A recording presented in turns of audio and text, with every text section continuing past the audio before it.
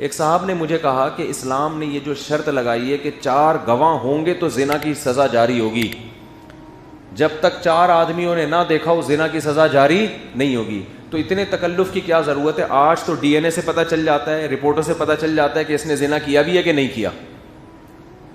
سمجھ رہے ہیں؟ تو اب یہ 4 گواہوں کی شرط ہٹا دو. میں نے کہا بھائی 4 گواہ جب گواہی دیں گے نا تو امکان اس کا بھی ہے کہ یہ جھوٹ بول رہے ہوں، لیکن اس کی تلافی قیامت میں ہوگی کہ ان 4 کو چترول لگیں گے، تم نے جھوٹی گواہی کیوں دی تھی. ٹھیک ہے تم نے بندہ مروا دیا مگر یہ بھی تو مریں گے نا، تلافی ہو جائے گی. مشین اگر غلطی کرے گی تو چترول کس کے لگاؤ گے قیامت کے دن؟ اسلام کا ایک سیدھا سادہ اصول ہے بھائی، زنا کی سزا میں میڈیکل رپورٹ سے ثابت نہیں ہوگی، بندوں نے دیکھا ہو. میڈیکل رپورٹ میں مشین غلطی کر سکتی ہے، آپ کہہ سکتے ہو مشین نہیں غلطی کرے گی.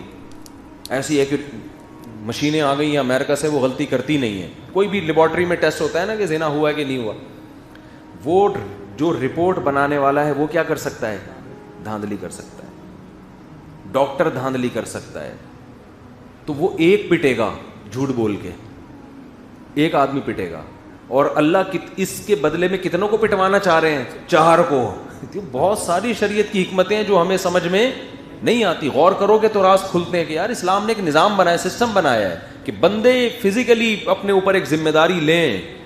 اور یہ لینا بہت ایک اہم پوائنٹ اس میں یہ بھی ہے کہ جب بندہ بندے کے خلاف گواہی دیتا ہے 100 دفعہ سوچتا ہے، رپورٹ تیار کرنے میں اتنا نہیں سوچ. عدالت میں جا کے جب گواہی دے گا نا، میں اللہ کو حاضر ناظر جان کے اللہ کے نام پہ گواہی دیتا ہوں کہ اس کو میں نے زنا کرتے ہوئے دیکھا، اس کا ایک روب ہوتا ہے. اور رپورٹیں پیسے دے کے 2 منٹ میں بنتی ہیں. تو اس لیے اسلام نے ایک سسٹم بنایا ہوا ہے